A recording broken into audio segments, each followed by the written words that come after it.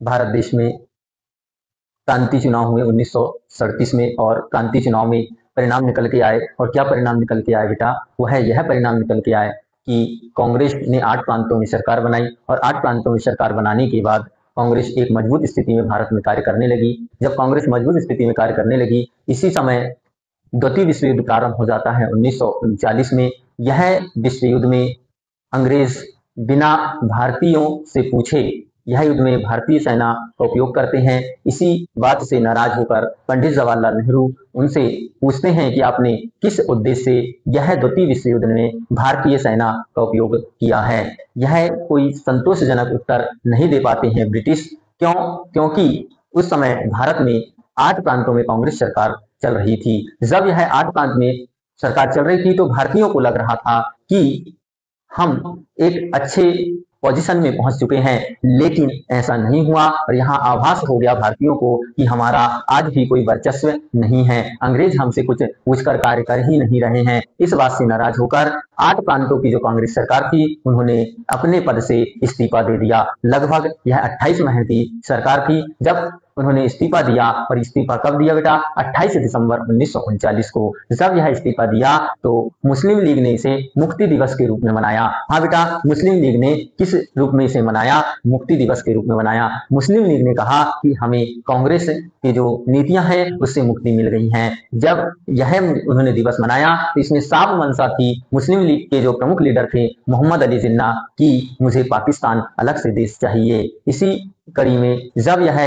विश्व युद्ध और आगे बढ़ा तो भारतीय सरकार ने अपने पद से जब इस्तीफा दे दिया, तो इस्तीफा देने के बाद भारतीय जो नागरिक थे और जो प्रमुख क्रांतिकारी नेता थे वह अपने अपने कार्य में लग जाएंगे। और इसी समय कांग्रेस की बैठक आयोजित होगी जिसे हम कांग्रेस के अधिवेशन के नाम से जानते हैं। हाँ बेटा, अब यह कांग्रेस का अधिवेशन बड़ा प्रमुख अधिवेशन था, और यह कांग्रेस का अधिवेशन रामगढ़ शहर जो झारखंड राज्य में है, दामोदर नदी के तट पर। हाँ बेटा, रामगढ़ शहर दामोदर नदी के तट पर झारखंड राज्य में स्थित है। वहां पे कांग्रेस का अधिवेशन होगा। और यह अधिवेशन की अगर हम बात करें तो अबुल कलाम, हाँ बेटा, अबुल कलाम को क्या करेंगे? उसके अध्यक्ष बनाएंगे। और यह बैठक में निर्णय लिया जाएगा कि हमें अब क्या चाहिए?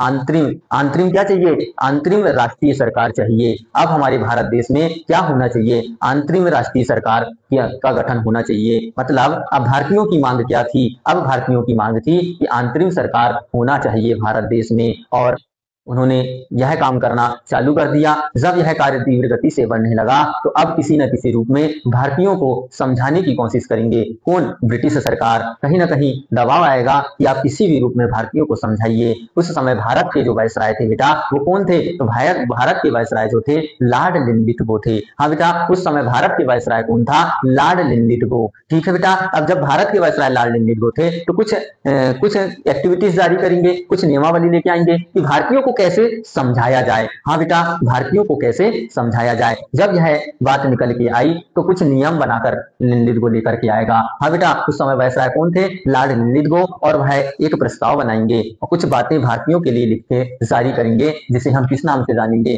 अगस्त प्रस्ताव के नाम से जानेंगे। और यह अगस्त प्रस्ताव कब आएगा बेटा?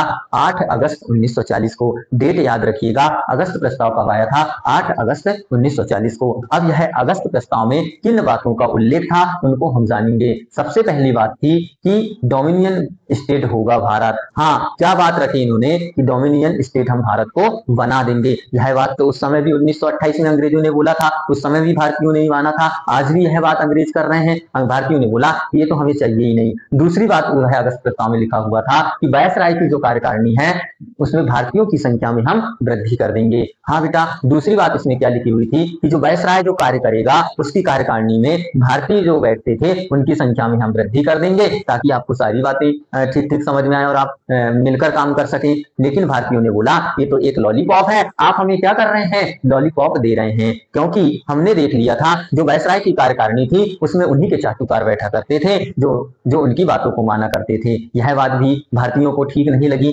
तीसरी बात यह अगस्त प्रस्ताव में लिखी हुई थी कि द्वितीय विश्व युद्ध समाप्त होने के बाद हम क्या करेंगे? संविधान सभा का गठन होगा भारत में। क्या बोला था अंग्रेजों ने कि आप हमारा साथ दीजिए है युद्ध में, जैसे ही यह युद्ध समाप्त होगा तो हम आपके लिए क्या करेंगे? संविधान सभा का गठन करने का आदेश दे देंगे कि आप भारत देश में संविधान सभा का गठन कर सकते हैं।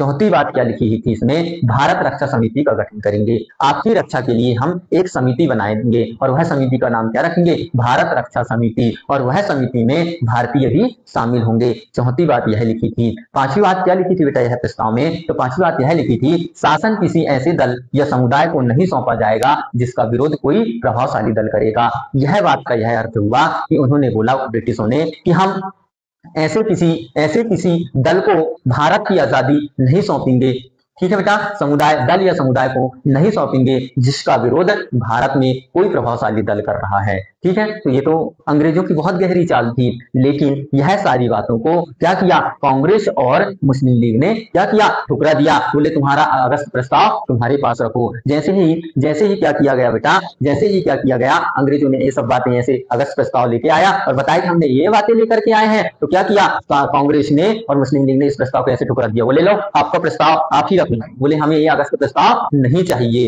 हाँ बेटा, उन्होंने मुस्लिम लीग ने और कांग्रेस ने अगस्त प्रस्ताव को क्या किया, ठुकरा दिया। ठुकराने का कारण क्या था, क्यों ठुकराया था, तो कांग्रेस क्या चाहती थी, पूर्ण स्वराज की मांग थी। कांग्रेस अपना नारा बुलंद कर रही थी, किसका, पूर्ण स्वराज का, कि हमें क्या चाहिए, अब पूर्ण स्वराज चाहिए। और मुस्लिम लीग का क्या बात थी, तो मुस्लिम लीग मांग कर रही थी कि हमें पाकिस्तान चाहिए। हाँ बेटा, उन्होंने जब ठुकराया तो मुस्लिम लीग टिकी थी किसमें, कि हमें पाकिस्तान चाहिए, और कांग्रेस अपनी मांग कर रही थी क्या, पूर्ण स्वराज की मांग कर रही थी। इस कारण उन्होंने यह अगस्त प्रस्ताव को ठुकरा दिया। अब गांधी जी आप कार्य करेंगे, अगस्त प्रस्ताव को तो ठुकरा दिया, गांधी जी क्या करेंगे आप, तो गांधी जी के मन में एक विचार आया, ठीक है बेटा, गांधी जी का क्या आया, विचारधारा आया कि हमें अब भारत देश में क्या करना चाहिए, व्यक्तिगत सत्याग्रह। देखिए अब गांधी जी यहाँ क्या बोलते हैं, बोले यार अपन यहाँ सामूहिक आंदोलन नहीं कर सकते क्योंकि इससे ब्रिटिश विश्व युद्ध में लगे हुए हैं, उनको नुकसान होगा, तो हम क्या करेंगे, व्यक्तिगत सत्याग्रह करेंगे। और गांधी जी ने बोला हम जिसे नामित करेंगे वह व्यक्ति सत्याग्रह में भाग लेगा और वह जगह जगह प्रचार करेगा, ठीक है, भाषण देगा, लेकिन यह सामूहिक आंदोलन नहीं होगा। इस प्रकार भारत में क्या चालू हो जाएगा, व्यक्तिगत सत्याग्रह। हाँ बेटा, और व्यक्तिगत सत्याग्रह कब प्रारंभ होगा, 17 अक्टूबर 1940 को। याद रखेंगे बेटा पूरी डेट, 17 अक्टूबर 1940 को। और कौन से स्थान से चालू होगा बेटा, तो स्थान क्या रहेगा, पवनार आश्रम महाराष्ट्र। कौन सा आश्रम बेटा, पवनार आश्रम महाराष्ट्र। जब यह आंदोलन चालू हुआ तो इसके पहले सत्याग्रही कौन हुए, विनोबा भावे। कौन हुए बेटा, विनोबा भावे। और दूसरे सत्याग्रही कौन हुए, पंडित जवाहरलाल नेहरू। लेकिन यह आंदोलन जब चला व्यक्तिगत, तो यह आंदोलन का जनता पर सीमित प्रभाव पड़ा। हाँ बेटा याद रखिएगा, यह व्यक्तिगत सत्याग्रह जो चालू हुआ उसमें जनता पर ज्यादा प्रभाव नहीं पड़ा, लेकिन इससे पहले जो आंदोलन हुए थे, जैसे असहयोग आंदोलन हुआ था, उसमें जनता पर बहुत प्रभाव पड़ा था। क्यों, क्योंकि बहुत सारे लोगों ने स्कूल छोड़ा था, कॉलेज छोड़ा था और अन्य एक्टिविटीज में भाग नहीं लिया था। इसलिए उन आंदोलन में भारत पर प्रभाव पड़ा था, मतलब भारत की जनता पर प्रभाव पड़ा था। लेकिन यह व्यक्तिगत सत्याग्रह में भारत की जनता पर कोई प्रभाव नहीं पड़ा, मतलब सीमित प्रभाव पड़ा था। इसी समय जब भारत में यह गतिविधियां हो रही थी तो भारतीय लोग नहीं मान रहे थे, तो इसी समय क्या हो रहा था, जब भारत में अब क्या चल रहा बेटा, व्यक्तिगत सत्याग्रह चल रहा है। अब अमेरिका एक तरफ था, अमेरिका के साथ कौन था, ब्रिटेन था, फ्रांस था, ये शक्तिशाली देश थे। एक तरफ कौन था, जर्मनी हो गया, जापान हो गया, इटली हो गया, ये देश लड़ रहे थे। मतलब एक तरफ जर्मनी, जापान, इटली, और एक तरफ कौन था, अमेरिका, ब्रिटेन, फ्रांस, रूस। इस प्रकार 5 बड़ी शक्तियां लड़ रही थी। लेकिन अब अमेरिका ने देखा भारतीय ने मांग रहा है, तो अमेरिका एक चार्टर जारी करेगा, और उस चार्टर का नाम क्या है बेटा, अटलांटिक चार्टर। हाँ याद रखेंगे, ये कौन सा चार्टर, अटलांटिक चार्टर। यह प्रश्न एग्जाम में आया हुआ है, कौन सा चार्टर बेटा, अटलांटिक चार्टर। और यह अटलांटिक चार्टर कब आया, अगस्त 1941 को। क्या था अटलांटिक चार्टर, इसे जारी करता कौन थे, ब्रिटेन और अमेरिका। क्या था यह अटलांटिक चार्टर, तो अमेरिका और ब्रिटेन ने मिलकर यह चार्टर जारी किया, और उसमें क्या लिखा हुआ था, जिस क्षेत्र को बलपूर्वक छीना गया है, जिसे बलपूर्वक छीना गया है, उसे पुनः स्वराज्य दिया जाएगा। यह चार्टर एक्ट में लिखा था। लेकिन इसी समय ब्रिटिश प्रधानमंत्री कौन बेटा, ब्रिटिश प्रधानमंत्री चर्चिल एक घोषणा कर देता है। यहाँ थोड़ा सा भारत को आशा उत्पन्न हुई थी, मतलब भारत को थोड़ा सा विश्वास हुआ था कि हमें अब बहुत जल्दी पूर्ण स्वराज्य प्राप्त होने वाला है। लेकिन इसी बीच कुछ समय बाद ब्रिटिश प्रधानमंत्री चर्चिल एक घोषणा करेगा, कब, 9 सितंबर 1941 को। और क्या होगा उस घोषणा में, उसमें क्या बोलेगा यह ब्रिटिश प्रधानमंत्री, तो वह बोलेगा यह चार्टर भारत बर्मा जैसे एशियाई उपनिवेशों में लागू नहीं होगा। मतलब भारत की जो उम्मीद जागी थी वह पुनः फैल हो गई, क्योंकि जो घोषणा जारी किया था ब्रिटिश प्रधानमंत्री चर्चिल की, उसमें क्या लिखा था कि यह चार्टर बाकी क्षेत्रों में लागू होगा, लेकिन भारत और बर्मा जैसे एशियाई उपनिवेशों में लागू नहीं होगा। देखिए क्या कर रहे हैं हमारे भारतीय लोगों के साथ, यह घटनाक्रम होगा। जब यह लागू नहीं होगा तो भारत में जो व्यक्तिगत सत्याग्रह है और भी गतिविधियां तेज हो जाएगी। जब बहुत गतिविधियां, अब भारतीय लोग खुल करके अब ब्रिटिशों का विरोध करने लगे थे। इसी समय क्या होगा, तो ऐसा लगने लगा था कि जापान, जर्मनी और इटली कहीं ना कहीं भारी पड़ने लगे। किसके ऊपर? ब्रिटेन के ऊपर। ब्रिटेन, अमेरिका और फ्रांस, रूस, इन देशों के ऊपर क्या हो रहा था, इसी समय जापान थोड़ा आगे बढ़ने लगा था। जापान ने सिंगापुर में कब्जा स्थापित कर लिया था, क्योंकि द्वितीय विश्व युद्ध भी चल रहा था और भारत में यह गतिविधियां हो रही थी। तो जापान ने क्या किया, ब्रिटिशों का जो एक प्रमुख क्षेत्र था सिंगापुर में अपना कब्जा स्थापित कर लिया। और जब सिंगापुर से आगे बढ़ा तो रंगून पहुंच गया, जिसे हम बर्मा के नाम से जानते हैं और आज उसे म्यांमार बोलते हैं। रंगून में भी कब्जा कर लिया, मतलब उसे जीत लिया। सिंगापुर भी जीत लिया, रंगून भी जीत लिया। अब कहां बढ़ेगा जापान? भारत बढ़ेगा। तो अमेरिका और अन्य देशों को ऐसा लगने लगा कि कहीं ना कहीं अब क्या होगा, जापान आगे बढ़ेगा और भारत में क्या करेगा, जो ब्रिटिश क्षेत्र है उसे भी अपने क्षेत्र में शामिल कर लेगा। तो यहाँ कहीं ना कहीं अमेरिका और ब्रिटेन को डर लगने लगा था, क्योंकि भारत ऑलरेडी ब्रिटेन वासियों के विरोध में था। ठीक है, तो ऐसा लग रहा था कि अगर भारत जापान का साथ दे दे तो ब्रिटिशों को बहुत ढूंढ के मारेंगे, क्योंकि भारतीय जनसंख्या काफी थी इस समय। ठीक है, और आज भी बहुत विश्व में सबसे ज्यादा जनसंख्या वाला देश बन चुका है भारत। ठीक है, तो इसी समय क्या हुआ, तो अमेरिका का जो राष्ट्रपति था, वहां का बेटा, अमेरिका का जो राष्ट्रपति था कौन? Franklin D Roosevelt. तो रूजवेल्ट जी क्या करेगा, दबाव बनाएगा किसके ऊपर? ब्रिटिश प्रधानमंत्री चर्चिल के ऊपर। क्या हो बोले आप, चर्चिल मतलब अमेरिका का राष्ट्रपति बोलेगा कौन? रूजवेल्ट जी। इसे ब्रिटेन के प्रधानमंत्री कौन? चर्चिल को ऊपर दबाव बनाएगा कि कुछ भी करिए, कैसे भी करिए, आप भारतीयों को मनाइए, भारतीयों को समझाइए, जल्दी से करिए, क्योंकि जापान आगे बढ़ रहा है और यह हमारे लिए एक शर्म से हम डूब जाएंगे, क्योंकि हम एक 5 शक्तिशाली देश युद्ध लड़ रहे हैं। ठीक है बेटा, तो भारत के लिए दबाव बनाया किसने? यूएसए के राष्ट्रपति ने ब्रिटिश प्रधानमंत्री चर्चिल के ऊपर। चर्चिल दबाव में था। अब चर्चिल क्या करेगा, एक समिति बनाएगा, एक समिति का गठन करेगा, जिसे हम किस नाम से जानेंगे? क्रिप्स मिशन के नाम से। तो एक व्यक्ति रहेगा स्टोफर्ड क्रिप्स। क्या नाम रहेगा बेटा? स्टोफर्ड क्रिप्स। उसे अब भारत पहुंचाएगा, किस लिए? भारतीयों को समझाने के लिए। और जब है मिशन भारत पहुंचेगा, मतलब एक मिशन लॉन्च होगा, और वह किस नाम से लॉन्च होगा? स्टोफर्ड क्रिप्स के नाम से लॉन्च होगा, क्योंकि उसके अध्यक्ष कौन थे? स्टोफर्ड क्रिप्स थे। जब यह, इसमें 3 सदस्य शामिल होंगे और यह तीनों सदस्य कहां पहुंचेंगे? भारत पहुंचेंगे। जब यह सदस्य भारत पहुंचेंगे तो इसी को हम किस नाम से जानेंगे बेटा?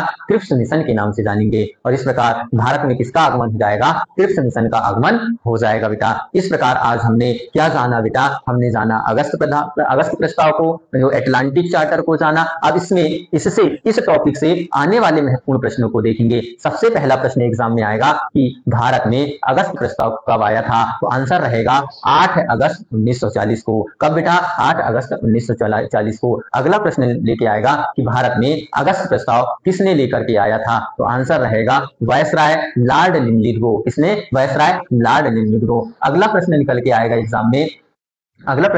एग्जाम में कि अगस्त प्रस्ताव को किसने ठुकराया था भारत में? तो आंसर रहेगा कांग्रेस और मुस्लिम लीग ने। अगला प्रश्न एग्जाम में आएगा कि अगस्त प्रस्ताव को कांग्रेस ने क्यों ठुकराया था? तो इसका आंसर यह है कि कांग्रेस किसकी मांग कर रहा था? पूर्ण स्वराज की मांग पर अडिग था।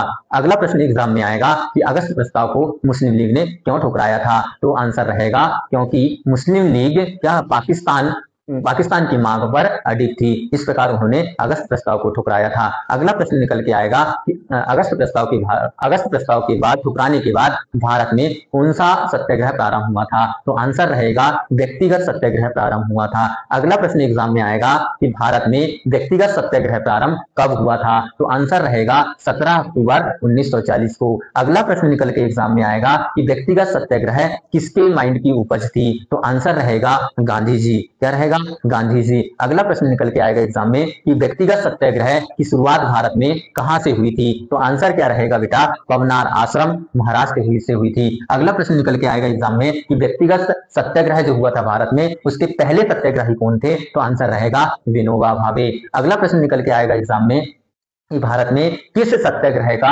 जनता पर सीमित प्रभाव पड़ा था? तो आंसर रहेगा कौन क्या बेटा? व्यक्तिगत सत्याग्रह। अगला प्रश्न एग्जाम में निकल के आएगा कि अटलांटिक चार्टर कब जारी किया गया था? तो आंसर रहेगा अगस्त 1941 में। अगला प्रश्न एग्जाम में आएगा कि ब्रिटिश प्रधानमंत्री चर्चिल की घोषणा कब हुई थी? तो आंसर रहेगा 9 सितंबर 1941 को। अगला प्रश्न निकल के एग्जाम में आएगा कि ब्रिटिश प्रधानमंत्री चर्चिल की जो घोषणा थी उसमें क्या लिखा हुआ था? तो उसमें यह लिखा हुआ था कि यह चार्टर भारत और बर्मा जैसे एशियाई उपनिवेशों में लागू नहीं होगा। इस प्रकार हमने एग्जाम में आने वाले यह टॉपिक से महत्वपूर्ण प्रश्नों को समझा और जाना। यह चैनल को आप लाइक सब्सक्राइब जरूर करें। थैंक यू दोस्तों।